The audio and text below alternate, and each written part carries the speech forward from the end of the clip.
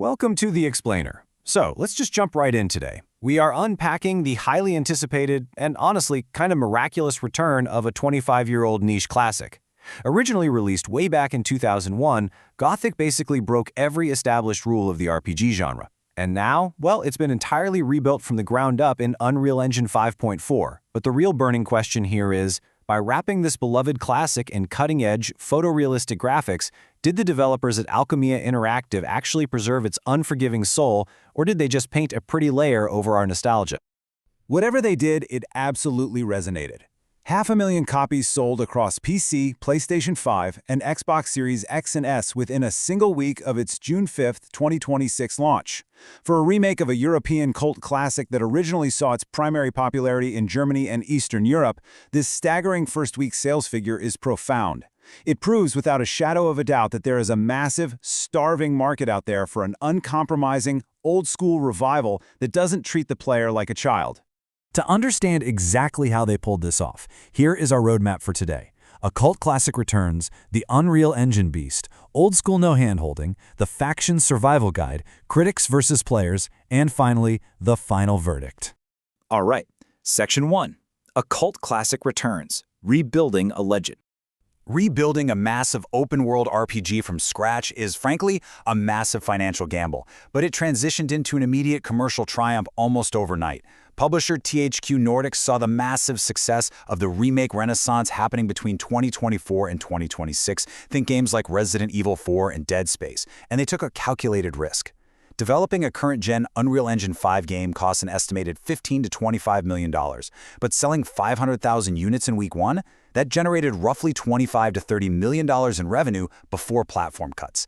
They capitalized on market demand perfectly. And looking ahead to October 2026, the promised arrival of official mod tools ensures this game is going to have a lifespan of years, maybe even decades, just like the original. Moving right along to Section 2, the Unreal Engine beast, beauty and bottlenecks. Now, players are actively paying a steep technical price for these stunning photorealistic graphics. Listen, if you are gaming on a graphics card with only 8 gigabytes of VRAM, you are going to feel the pain here. Testing shows the game easily consumes over 9 gigabytes of VRAM at high settings and up to 12 gigabytes at ultra. When your card runs out of VRAM, it's forced to pull data from your much slower system memory, which causes severe, jarring stuttering. Gothic 1 Remake is sending a very clear signal to the industry right now. The era of 8 gigabyte cards for AAA gaming is officially over. 10 gigabytes is the absolute new baseline. To understand why this game is so memory-hungry, we really need to look at Nanite. Think about the original 2001 game. Characters were made of maybe 5 to 10,000 polygons.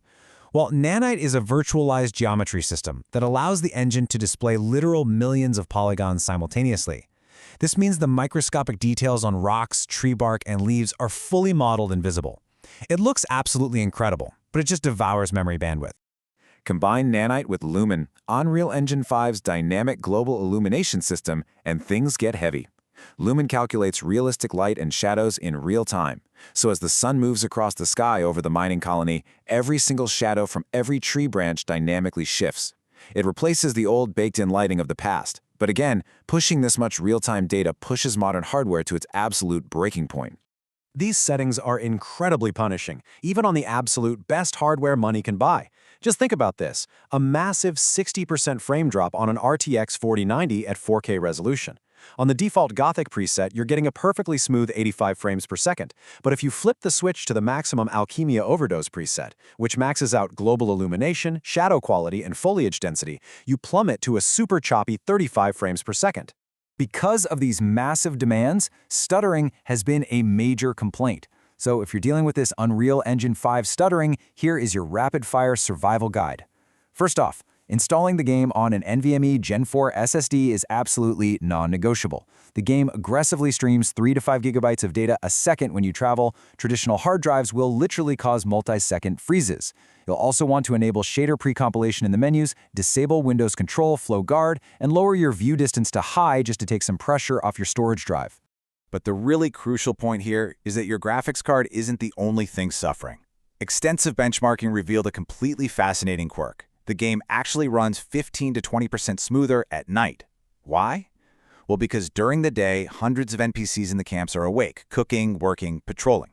Every single NPC has an intricate, AI-driven daily routine requiring complex pathfinding calculations, and this causes massive CPU bottlenecks in the cities. So when they all finally go to sleep at night, your CPU gets to rest and your frame rate shoots right up. Okay, Section 3. Old school, no handholding. Earning your power.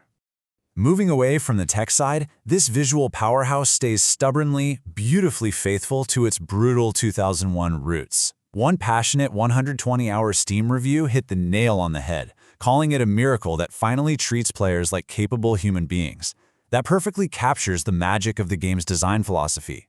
There is no minimap. There are no glowing exclamation marks over quest givers. There are no GPS trails telling you where to walk. If an NPC tells you to find a cave by the ruined tower, you actually have to look at the environment and find it yourself.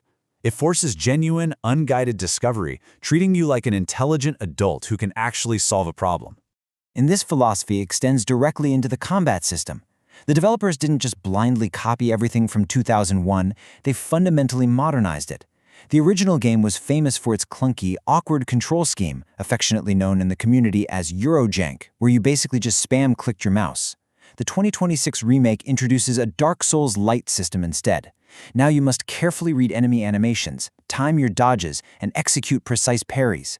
You start out incredibly weak. You can barely kill a small goblin. You really have to earn your power by training over those first 10 hours. Next up, Section 4, the Faction Survival Guide, Choices That Matter. To survive those brutal early hours and get strong enough to fight, you're gonna need allies. You have to join a camp, and your choice profoundly changes your gameplay. First, there's the old camp. It's highly structured. You leverage economics, trading ore to gain early access to decent armor and sword training. It's definitely the safest route for beginners, but you are willingly serving a corrupt, slavery-based system. On the flip side, the new camp is for those who want freedom. You get access to the best hunters and ranged bow skills, but you'll face severe resource scarcity and a much higher level of danger out in the wild. Meanwhile, we have the Swamp Camp. This is by far the strangest, most morally questionable faction. Here, you worship a mysterious entity called the Sleeper and gain access to devastating dark magic. But the remake adds an incredible brand new mechanic here. If you join the Swamp Camp, you can actually learn to speak the orc language. Mastering this allows you to converse with orcs, unlock hidden quest lines, and entirely bypass incredibly difficult battles through diplomacy rather than bloodshed. It's a real game changer. Moving to Section 5, Critics versus Players, a tale of two communities. So there is a massive, fascinating split in how this remake is actually being received out in the wild. Professional critics on Metacritic handed the game a 73 out of 100, a decidedly mixed score. They heavily penalized the game for its Unreal Engine 5 stuttering in cities and really complained about the steep learning curve and lack of a minimap. But look over at Steam. Over 16,000 actual players have given it an 85% very positive rating. Veteran players and RPG enthusiasts are celebrating those exact same flaws, the lack of guidance, the brutal difficulty, as the true soul of the game. It seems critics want modern convenience, while players want a world that demands their respect. Finally, Section 6, the final verdict, to buy or to wait. Bringing it all together, let's figure out if you should jump into the mining colony today. You should absolutely buy this game right now if you are an original fan craving a nostalgic homecoming with modern visuals. If you love the punishing, rewarding loop of games like Elden Ring, and you are sick to death of modern RPGs holding your hand with quest markers, this is for you. Just make absolutely sure you have the hardware. At least an RTX 3060 Ti or an RX 6700 XT with 16 gigs of RAM to power through the demanding graphics. If you fit this profile, this is a must-play masterpiece. However, you should definitely wait if you are highly sensitive to microstutters and frame drops. Alchemia Interactive has a major patch 1.1 scheduled for July 2026, specifically targeting that city stuttering and NPC pathfinding optimization. Wait for that. Also, if you easily get frustrated getting lost without a compass, this might not be your genre. And finally, if you are playing on an Xbox Series S, which is currently struggling at 900p resolution and 30 frames per second, or if your PC still uses a traditional spinning hard drive, do not buy this yet. The technical limitations will completely ruin the experience for you. Ultimately, Gothic 1 Remake stands as a fascinating mirror to the current gaming landscape. It asks us to decide what we truly value more in 2026. Do we demand a flawless, perfectly smooth technical surface with gentle guidance? Or are we desperate for a harsh, uncompromising world that treats us like intelligent adults, even if the frame rate dips along the way? Think about where you stand on that, and you'll know exactly if this game is for you. Thanks for joining me on this explainer, and I'll catch you on the next one.